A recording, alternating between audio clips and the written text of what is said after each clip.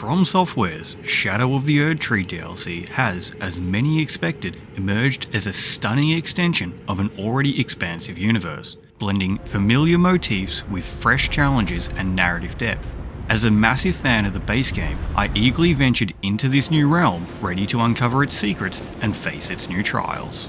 Now, after painstakingly exploring every nook, cave and jail, reading all of the new item and spell descriptions, and defeating every boss that the DLC had to offer, here's my take on what the DLC did right, and what I felt it could have done better.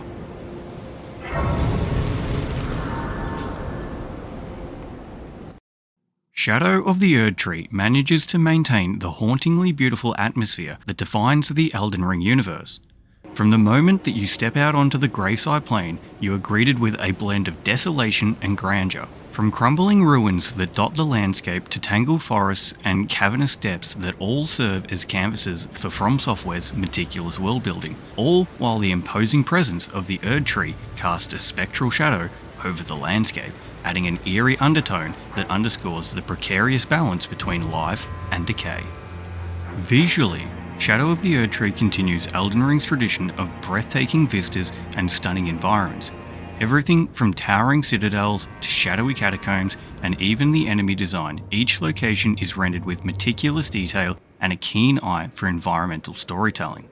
The contrast between the serene landscapes and decaying structures is accentuated by dynamic lighting and weather effects, further immersing players into the world's grim beauty. All while the level design seamlessly integrates verticality, both linear and non-linear pathways that encourage exploration and drive you to discover what's lurking around every turn. And this does bring me to one of the very minor negative things that I do have to say about the DLC as a whole.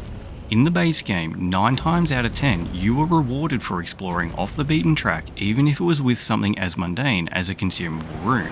The DLC does seem to consist of a lot of dead ends with no payoff whatsoever, which isn't the biggest flaw, but there were a handful of times when I was exploring and I found myself a little bit surprised or disappointed after exploring led to yet another dead end or just environment for environment's sake. With that said though, I still feel like the Realm of Shadows is an astonishing addition to the game. Complementing the visuals is a masterfully crafted soundtrack that shifts between haunting melodies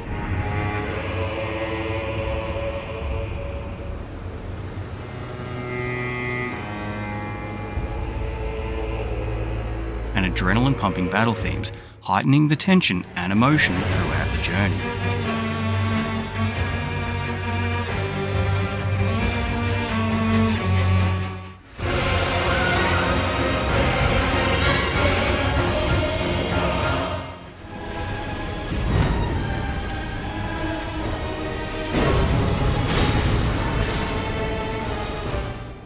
While many of us play Soulsborne games purely for the challenging gameplay, others, such as myself, love to delve into the esoteric lore hidden within.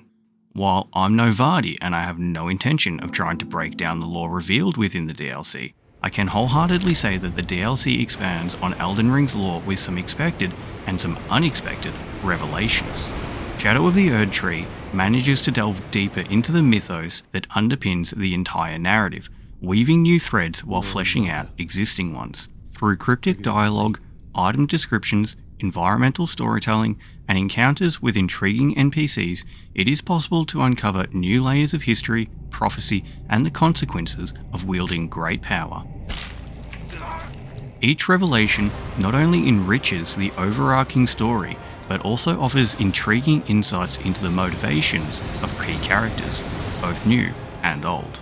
And this will surely keep the lore buffs satiated and theorising for a long time to come. It certainly delivered some holy shit moments for myself.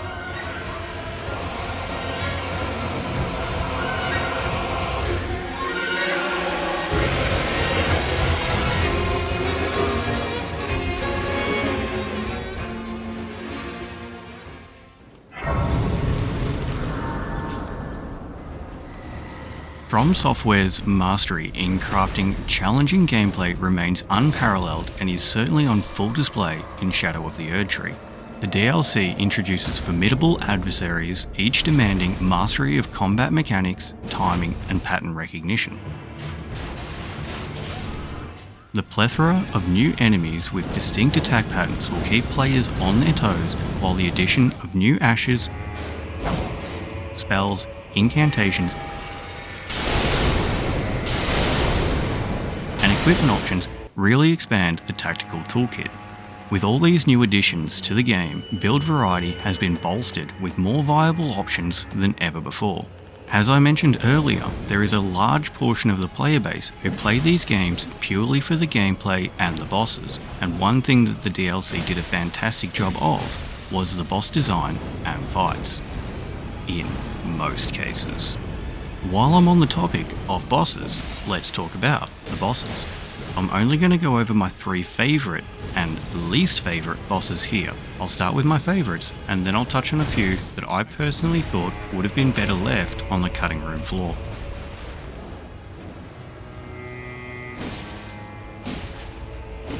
In no particular order, my favourites were Giga Radahn, Consort of Mickey, Midra, Lord of the Yellow Flame, and Bale.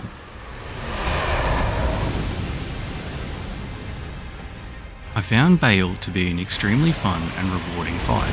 He is super aggressive, yet telegraphs the vast majority of his attacks very well, giving you all of the info that you need to dodge his attacks with a little practice, with only one exception that I noticed.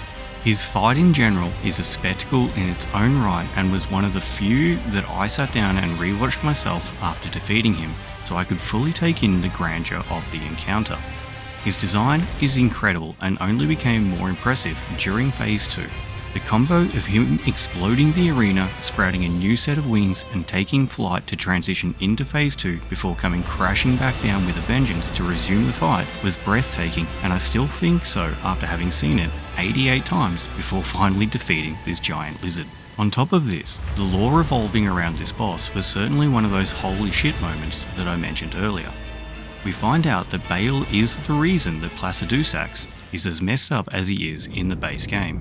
It really made me want a cutscene of the fight between these two behemoths and how it all went down. The only negative that I have to say about this fight is that he has one attack during Phase 2 where he flies up into the air and sweeps the arena with a massive fire breath, quickly followed by another breath attack as he flies directly overhead that has a delayed explosion in its wake. This was the only attack that I could not figure out how to avoid or the timing to fully dodge it correctly. There were also times when he did this attack that it would break my lock-on, meaning that I would lose his position in the air, making it all but impossible to dodge the second part of the attack. But I feel that this is a rather minor gripe. Midra, on the other hand, was a boss that I didn't really struggle all that much with, getting the gist of his fight fairly quickly and killing him after only 29 attempts, with one of these deaths being intentional to the weak pre-cutscene Midra purely to check whether or not there was any unique dialogue. This fight and the arena are visually stunning. His combos are fun to dodge and leave plenty of room to punish, while his grab attack is just wicked. After seeing the scrawny little guy in the teaser trailer, I knew there would be more than meets the eye when it came to him in particular, and my whole time playing the DLC I was waiting with bated breath for the moment that I finally stumbled across this character in particular, and he did not disappoint. I will intentionally be fighting Midra at much lower levels on my subsequent playthroughs to fully savour this fight, as I didn't find him until fairly late into my first playthrough, and I do feel like I was a wee bit over leveled. Giga Radahn was, in my opinion, a fantastic capstone to the DLC. While I have heard sentiments around the community mentioning that he was a bit anticlimactic and that people wished that there was someone else or something else as the final boss, I have to disagree. As someone who tried my best to uncover every scrap of lore that I could, I had theorised pretty early that we would be fighting Miquella as the final boss. Then, when I found out the revelation that Mohg's body had been absconded with, I had a fair idea of what the final fight was shaping up to be. I wasn't 100% correct in my theory, but it was pretty damn close, and even so, I was stunned when I first walked through the fog gate, watched the cutscene, and realised who my final adversary was going to be. This fight is everything that I want from a final boss. His moveset is extremely difficult and varied, having quite a few mix-ups to his combos, and it only gets more insane as he enters Phase 2. Normally, I'm not a fan of instant kill attacks, but I couldn't even be mad upon getting hugged twice and my heart stolen by Mikola. Lord of the Old Order, let us go together. I found this to fit perfectly thematically and was just a charming addition to the fight, pun intended. This boss has it all: difficulty, awesome lore, and answered a question I had always had when playing the base game. What would have Radahn been like if we fought him in his prime? All in all, very demanding yet extremely satisfying boss to finish the DLC with. As far as my least favourite bosses, we have Putrescence, Gaius, and the Golden Hippo. Putrescence was such an elusive boss for me. It could have been purely the build that I was running, but I could not hit this boss to save my life. It didn't take a whole lot of time for me to figure out his moveset and be able to dodge every single attack that he threw at me, but I only found 2 attacks that I could actively punish without whiffing. And of these attacks, one of them I had to intentionally get caught on the boss's character model and get pushed along by his stupid horse to land a hit. I consistently found my sword swinging over or just poking above the horse's ass as he started to run away each time I tried to go in for a punish. So I resolved myself to baiting out his big combo and attacking as he resummoned his horse. Now, I do admit this could have purely been build dependent, and I am looking forward to fighting this boss again to see whether that was the case or whether I still struggled to hit it. I am very curious to hear other people's opinion on this boss in particular. As it stands, the only thing that I actually loved about this boss was its arena, as it really brought back Medivh vibes. As for Gaius, oh Gaius, where do I begin with this boss? I hated this boss. Everything from his design, to his stupid ball, to his stupid charge attack, to his millisecond telegraphs, and his boring arena, I hated everything about this boss. His moveset seems uninspired, his flying ball just looks stupid, and his placement within the game just seems so random, like From Software felt like they needed to put a boss there, so they threw this half-baked idea in to fill the void. And finally, we have by far my most hated boss within the game, the Golden Hippo. Without getting this video demonetized, I can't use the language that I want to describe my hatred for this boss, so I'll try and keep it as civil as I can. This was the only boss that I struggled with camera-wise. His moves are straight up jank.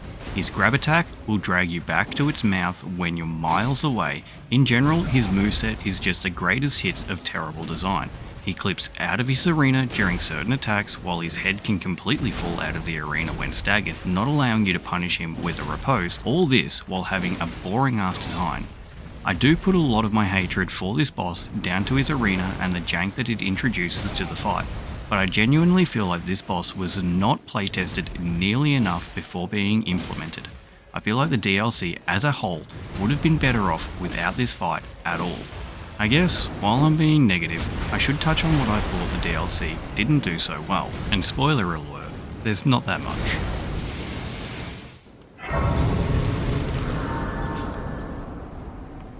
Despite all of its strengths, Shadow of the Erdtree may not appeal to all players. The DLC's high difficulty level could potentially alienate newcomers or those less inclined towards challenging gameplay experiences. Some areas may feel overly punishing, particularly for those unfamiliar with From Software's distinctive approach to difficulty.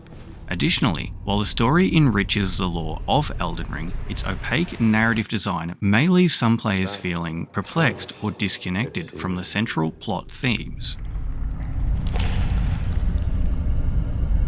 Mother, wouldst thou truly lordship sanction in one so bereft of light? Finally, I felt like the use and placement of some bosses just felt nonsensical and were simply placed to fill space, like the Tree Sentinels and the Falling Star Beast near the Shaman Village and the Deathrite Bird in Charo's Hidden Grave, to name a few. But as far as negatives go, that's all I've got. In conclusion, I feel like Shadow of the Erdtree stands as a testament to From Software's commitment to delivering exceptional content within the Elden Ring universe. It expands upon the strengths of the base game while introducing new layers of challenge, intrigue, and narrative depth. For fans of the series, this DLC is an essential continuation that enriches the overall lore and experience of Elden Ring, from its atmospheric design and challenging gameplay to its profound storytelling and captivating visuals. Shadow of the Erdtree is a compelling addition that demands exploration and celebration. My final rating for the DLC is a solid 9 out of 10. I can only say that I highly recommend sinking your teeth into it as soon as you are able to. I doubt you will be disappointed. But with that being said, I've been TitanicLlama, you've been watching a video, and I'm out.